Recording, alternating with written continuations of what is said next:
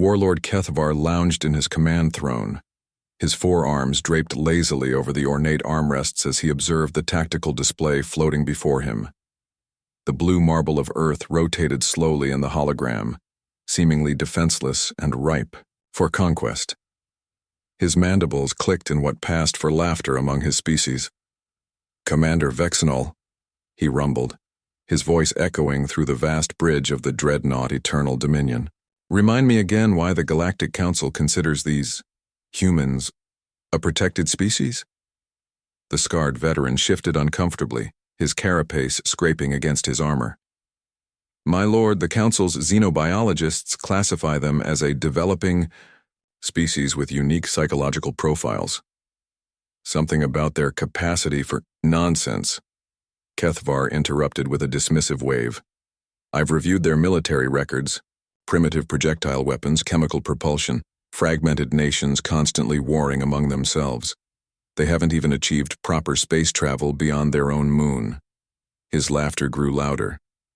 "And yet the Council trembles at the mention of their name."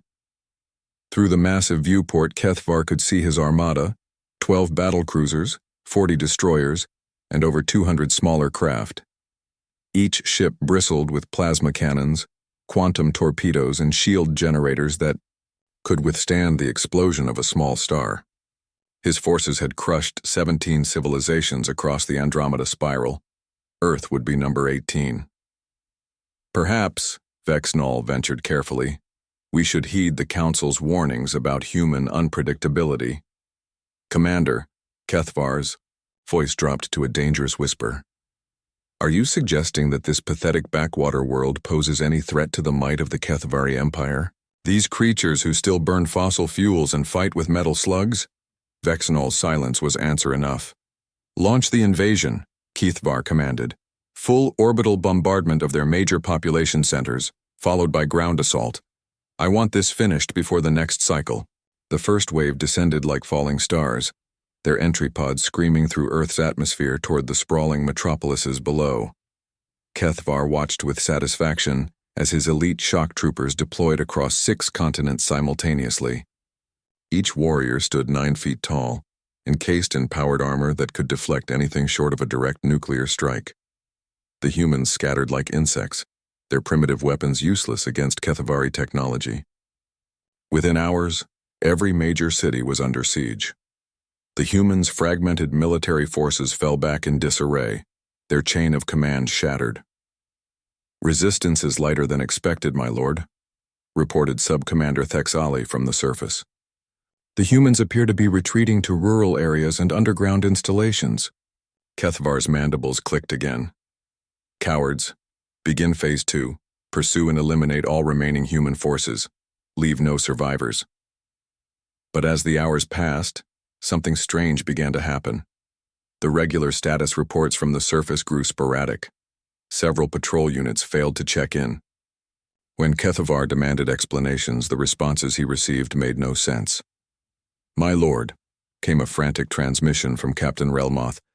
"Delta Squad has gone silent. We found their armor, but no bodies. The humans, they took everything. Weapons, ammunition, even our ration packs." "Impossible," Kethvar snarled.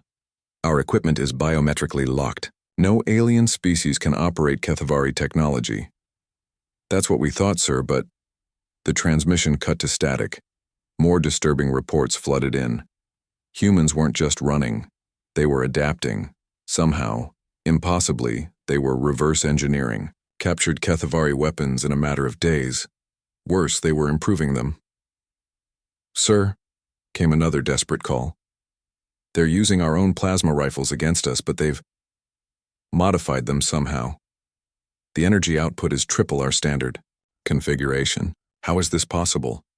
Kethvar felt the first stirring of unease. "Deploy more troops. Overwhelm them with numbers." But the humans had vanished into their planet's diverse terrain like ghosts. They fought from forests where Kethvari thermal sensors failed among the dense vegetation. They struck from mountain caves where the mineral deposits interfered with targeting systems. They attacked from urban ruins they knew better than any invader could map. And they learned, by the gods, of 7 moons how quickly they learned. A human child, barely reaching a Kethvari warrior's waist, had somehow hacked into a battlesuit's neural interface and turned the warrior against his own squad. A group of elderly humans had fashioned explosive devices from common household chemicals that could breach Kethvari armor. Most disturbing of all, humans had begun coordinating across vast distances using primitive radio equipment, creating a communication network the Kethvari couldn't jam without destroying their own systems. My lord, Vexnall approached the throne, cautiously. Perhaps we should consider strategic withdrawal. Regroup and— Never! Kethvar roared. Deploy the reserve forces, all of them.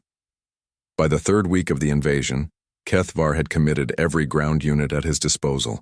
His armada, once the terror of 17 worlds, now served merely as a supply line for an increasingly desperate planetary siege. The humans had stopped running. Now they hunted. They moved in small groups, striking without warning and melting, away before reinforcements could arrive. They used the Kethvari's own superior mobility against them, luring patrols into carefully planned ambushes. They had somehow learned to track Kethvari movements by studying the electromagnetic signatures of their equipment, but it was the human psychological warfare that truly unnerved the invaders. They would leave messages scrawled in Kethvari, script on destroyed vehicles. Welcome to Earth. Population, not your problem anymore. They broadcast recordings of captured Kethvari weapons being disassembled and analyzed by human scientists working in crude laboratories. They played the sounds of laughter, human laughter, on commandeered communication frequencies. Status report, Kethvar demanded on the 30th day, though he dreaded the answer. My lord, the communications officer's voice trembled. We've lost contact with 74% of our ground forces. The remaining units report severe supply shortages and morale issues. Morale issues. The troops are requesting immediate evacuation, sir.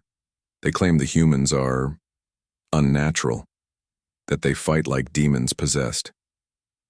Kethvar's blood ran cold as he remembered ancient Kethvari legends about species that thrived on adversity, that grew stronger under pressure, that turned every disadvantage into a weapon. He had dismissed such stories as mythology. The final transmission from the surface came exactly 36 days after the invasion began. It was brief, delivered in flawless Kethvari by a human voice.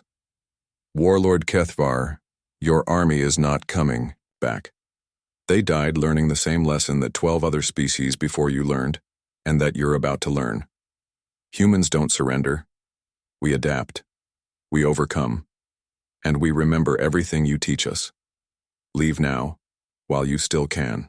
For a long moment, the bridge was silent except for the hum of life support systems. My lord? Vexnall asked quietly. Your orders? Kethvar stared at the blue marble of Earth, no longer seeing a defenseless world, but a predator disguised as prey. The humans hadn't just defeated his invasion.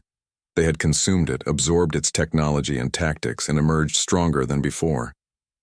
Signal the fleet, he said finally, his voice barely above a whisper. We withdraw. Immediately. As the Eternal Dominion turned away from Earth, Kethvar understood why the Galactic Council had classified humans as protected. It wasn't to protect the humans, it was to protect everyone else.